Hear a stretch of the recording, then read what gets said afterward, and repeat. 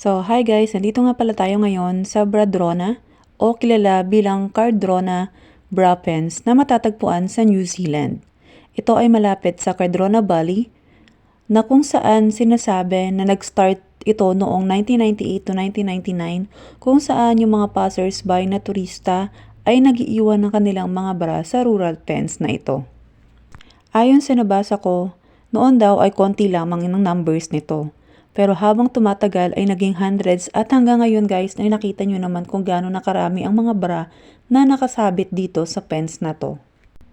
Ito daw ang isa sa pinaka-controversial na tourist spot dito sa New Zealand na matatagpuan malapit sa Cardrona Valley.